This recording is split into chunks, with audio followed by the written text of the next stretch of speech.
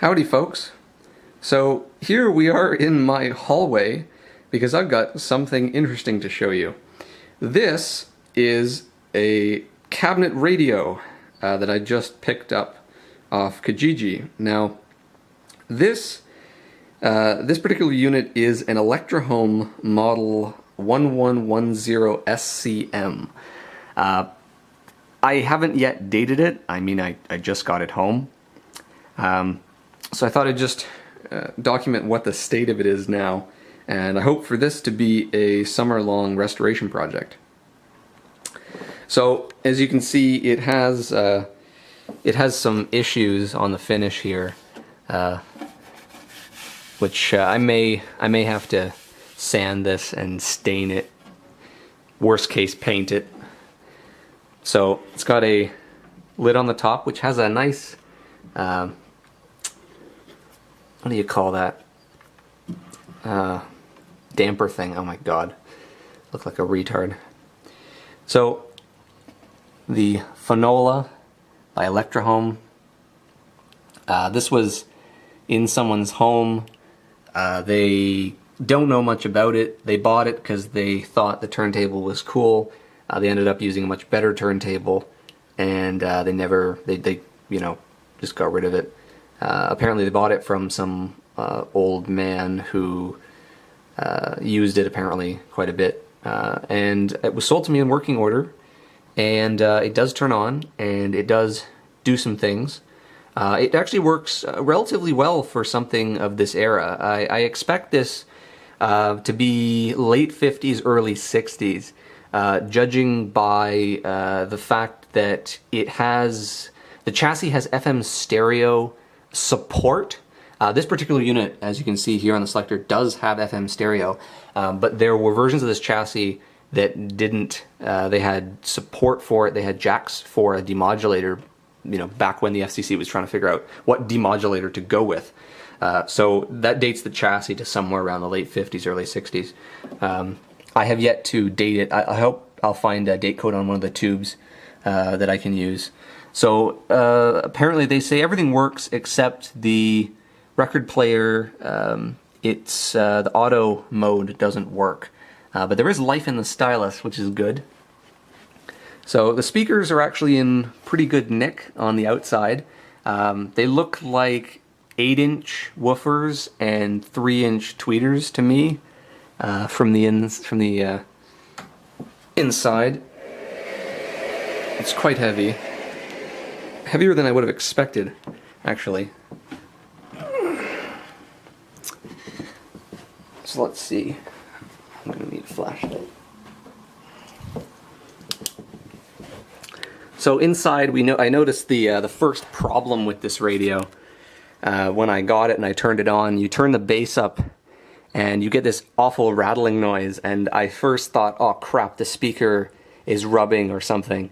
But no, actually, as it turns out, the wires that go to the speaker terminal block there is actually supposed to be riveted onto the speaker, and it's actually just sitting there. I'm not going to touch it. You can just trust me that it moves. It's basically just being held on there by the speaker wires that go to the voice coil. So I'm going to have to rivet that back on there, or super glue it, or find some, I don't want to use glue. I want to use a real metal fastener for that. Tie it on there somehow. But the rattling goes away when you pick that up, so that's obviously not the issue. So there are actually decent sized speakers in this, and I was worried about how loud this was going to be because it uses the 6GW8 output tubes in a Class A configuration, which I saw in the schematic. It only had a 2.5 watt per channel output rating, which I know you can do a lot with 2.5 watts, but it kind of worried me. It has a diagram here. I have a better version that I managed to find online in PDF form. It's not exactly the same because this particular unit has remote speaker terminals. So, of course, that stuff's not marked on the PDF version I have. The PDF version is just a generic version for all the chassis. Apparently this chassis was used in a large number of Electrohome units. So up here we have our 2 power output tubes, and we have our inputs up here. It has stereo demultiplexer in, it has tape in and tape out, which is nice. We have all of the, this is the oscillator for the tuner. Of course, we've got the tuner variable cap right there, the AM antenna, all the IF cans, power transformer, and capacitors. I have yet to check any of this. I have yet to take the chassis out. So I'm kind of I'm optimistic that the chassis is not going to be in terrible shape underneath. I mean, Electrohome did make some relatively good equipment, so hopefully everything's good. The speakers are just capacitive crossovers. Hopefully this this light is not way too bright. I just realized it looks a little bright on the camera. Unfortunately, I didn't set exposure. It has this slot here, and this slot just goes out, and that's the bass port for the speakers, which is actually quite nice. I mean, I cranked this up, and it actually can shake the house. For 2.5 watts, it's very, very impressive. Let's just do a little bit of cleaning before we do anything else. Yeah, I think this is going to take a while.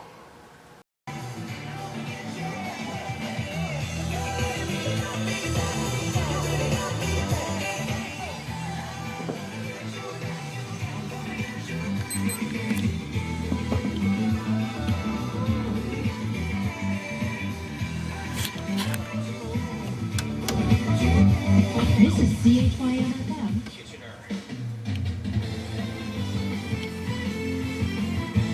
If it doesn't make you better, healthier, happier, or much more interesting, we just won't put it on this show. It's worthless to us if it's not moving you from the place you are in your life to the place you were meant to be. We call it intelligence for your life. You know that. My name is John Ted.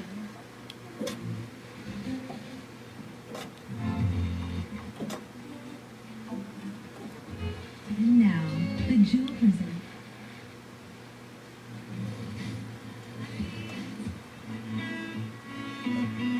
Silver lining.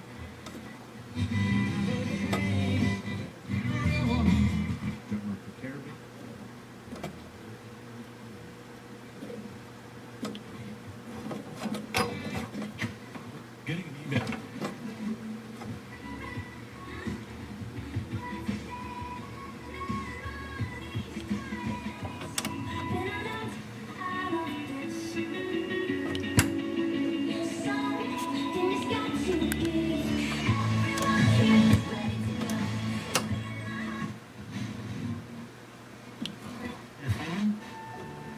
Away and leaving your friend in isolation. Don't do that. The John Tesh Radio Show. Intelligence for your life. Some great conversation starters coming up, including this one. You want your plans to grow bigger, help?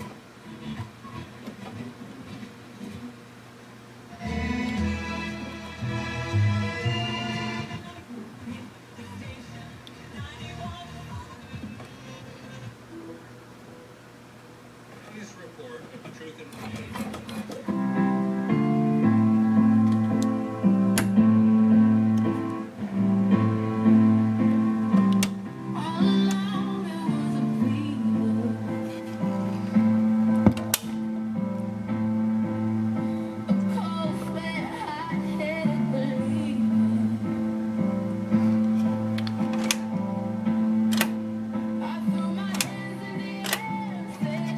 That was one of the things that the owner said didn't work, was the auto.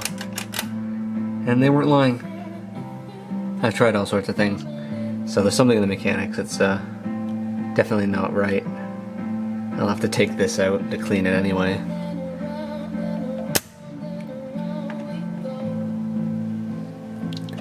FM stereo works, but it's definitely not as sensitive as regular FM, as is expected. Although I think we can make it better.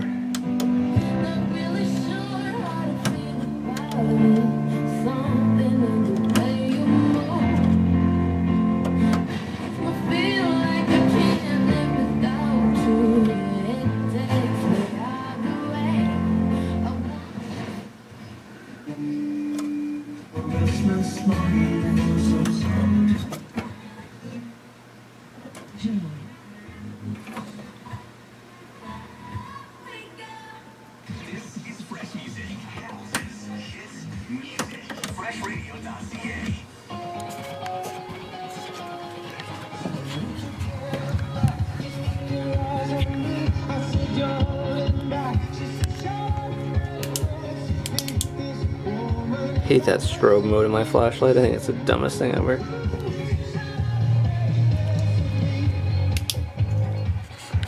This station isn't tuned very well.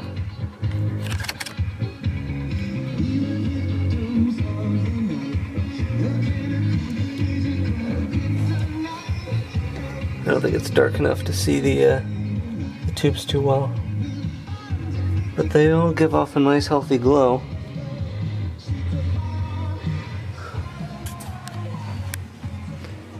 Oh, I'm gonna probably have to mute this whole bloody video because of copyright. Fuck YouTube. I need to get some royalty-free music going on this.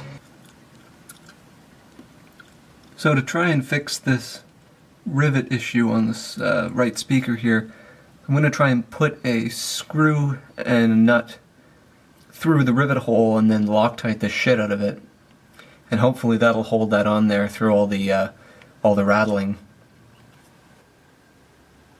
Well, would you believe it or not, I actually found, while cleaning inside the cabinet, I actually found these shards of the rivet for that left or that right speaker. I'm kind of surprised they're still in the cabinet. It doesn't make a complete ring, but it's about 3/4 of it anyway. But yeah, you can. I'm not sure if you can see. I don't have macro on right now, but it's just cracked in like a million little pieces. I just picked it up and it broke into 3 pieces. So yeah, I mean, this thing's probably been cranked up all the way because it's destroyed from obviously vibration or something. Wow. So it's 2.45 millimeter inner diameter. I'm gonna see if I can find a screw that I have that fits that. This could be interesting. So I've been trying to date this thing, and I haven't been able to find any date markings whatsoever. In fact, none of the tubes whatsoever have any dates on them, which is quite unusual. I haven't cleaned the tubes off because I fear that I'm probably going to end up taking any kind of paint with it. I'm going to have to find a way to clean them off, because I do want to clean them off. They've got quite a bit of burn stuff on them. But anyway, I found this marking. It's very faint, right in the center of the screen there. And I believe it says 0160. The 0 is a little bit smudged, but I'm definitely sure that's a 0. I'm thinking, is this possibly something like January 1960? Or first week 1960, something like that? I mean, it's the only thing that appears to be stamped on there that could even resemble a date code. Maybe someone who knows more about these kinds of chassis could let me know. But, because I'd really like to know, and I've looked online and I can't find any data on this particular chassis, even though it was used in about 4 or 5 different radios. The service manual that I have basically it mentions that this particular chassis was used in several models Electrohome manufactured. The Bedford, the Romano, the Tampico, and the Corsair all use this chassis. Now, I don't actually know what I have here. It's only shown as the model 1110 SCM, which is the chassis type. It doesn't specify exactly what the sort of nice consumer name would be, so I really don't know. But if anyone knows exactly when this was made, I'd really like to know. Until then, I'm gonna call it 1960, just because I mean, I know it's somewhere late 50s, early 60s, so I mean, that's the best I've got at this point. So the first order of business is to get that speaker terminal reattached before any further damage happens. So this is the exterior cabinet all cleaned up. I scrubbed it down as best I could, and I managed to get all the brown grime off of it. It had a lot of wax droplets on it, so obviously there was candles or something on this at one point. A bit of it had actually dripped through the cracks, but I managed to get that off. So it may not look very good, but it's as best as I can get it. The sides look fine. The sides are okay, and so is the front. The front is actually not bad. In fact, I'd like to leave them the way they are. I think attempting to do anything on this would actually result in something significantly worse looking. Really, almost 100% of the damage to the cabinet is isolated to the surface at the top. So what I'm going to do is, I've decided I'm definitely going to get out a belt sander or one of those mouse vibrating sanders and just sand the entire top down, including the door, deep enough to get this out. This is the deepest damage. You can feel it quite a bit. There's also some nicks and stuff over here, but I think they're all about the same depth. So I'm going to sand it down, and I'm going to try and stain it. I'm going to hopefully get something that's close to the front and the sides, but I'm not too worried if it doesn't match exactly, because everything else matches. It'll sort of look like a two-tone, and I'm okay with that. As long as it's close to this, I'm not really worried. If I was doing the front and the top, then the sides would be weird and stuff, but just because it's the top, I'm not worried at all. I didn't clean all in here yet. The electronics I haven't started to clean yet. I'm probably going to drop the chassis next, get that out, clean it off, inspect it. The turntable's a whole other thing. Getting that to work. I'm going to have to take the turntable out and look at the mechanics, figure out why the auto doesn't work. I can see underneath the mechanism, at least part of it is engaging, so I'll have to look into that. As for the knobs, I've taken the knobs off, and the level, the volume, because it's got this dual split control, this knob is special. It's different than all the rest. The other ones are all interchangeable. This knob is fine, the tuning knob is fine, and the on-off treble knob is fine. However, the bass and the selector, they're cracked. There's actually cracks in the plastic. Unfortunately, that probably won't focus. But there's cracks pretty bad in these. I thought possibly a zip tie would fit in the hole, but it's just a little bit too big. So what I'm going to do is I'm going to get either some epoxy or some super glue, put that in there, clamp this down with a zip tie, and fix both of these two knobs before any of this cracking gets any worse. I tried to clean not this knob, but the treble control knob, and basically these knobs are black plastic with sort of just a silver paint on them, and unfortunately the paint's missing.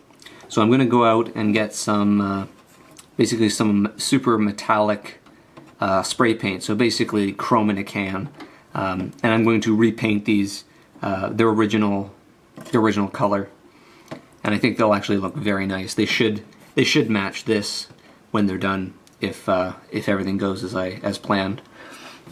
I tried to get some of the grime off underneath the knobs, and it's coming off. I haven't really done this very well. I just sort of wiped it a little bit to see how messed up it was, and it's actually not bad. So I'll clean that all off when I drop the chassis. Again, same thing with this. When I take this out, I'll clean all that. But I just wanted to get the cabinet done. I just wanted to see how everything would turn up, and the top is really the only thing that I'm worried about at this point. Even like the underside and everything's fine. It's just the top. So I tested out the tape input, and that seems to work. I haven't tried to verify that it's actually stereo. This particular unit has two, basically it's got the left channel mono right channel stereo, or I think that's right. Yeah. Yes, left channel mono, right channel stereo. So I haven't pulled out one of the channels to make sure that the stereo is in fact working. But the tape input works. There's no DC offset on those jacks, so it's safe to plug into at least a cheap piece of equipment to get it up and running. I just wanted a way to bypass the tuner so that I could verify the amp section first, because that's the most critical part. I'm most likely going to be using this with an auxiliary input, probably a PC most of the time. I do want the tuner and the phonograph to work if I can, but the amp is the most critical part. I'm not sure if I mentioned this. The turntable I did test, and it runs. However, of course the auto does not work, and it's very slow. There is something wrong. The motor runs fine, so I'm going to assume that it's the rubber roller is probably very, very hard, not making good contact with the drum. So I'm going to have to disassemble this entire thing, and hopefully I can salvage the wheel, clean the drum. Hopefully that gets the speed up, because it's a synchronous motor, so there's not much I can do about the speed. But the turntable is sort of the lower priority item at this point, although I might do it first just to get it out of the way. So I thought, you know what, screw it. I'll take the turntable out now. It'll be a little bit easier to work on the speaker and other things. So that was actually quite easy.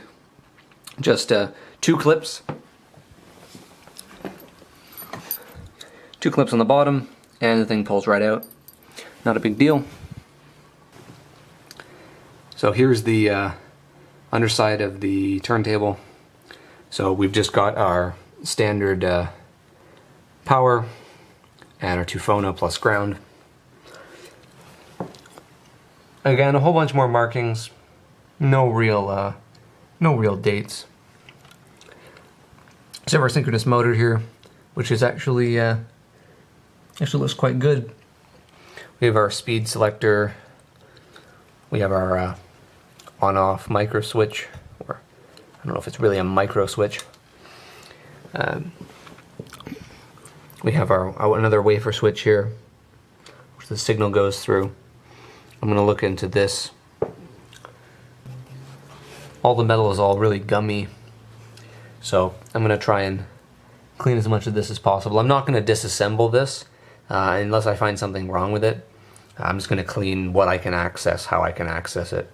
I'm not going to strip this out. That's far too much work, and I don't think that I'm going to get much return on that. So I think this is where I'm going to leave this today, and I'll get back to dropping the chassis another day. So until then, thanks for watching.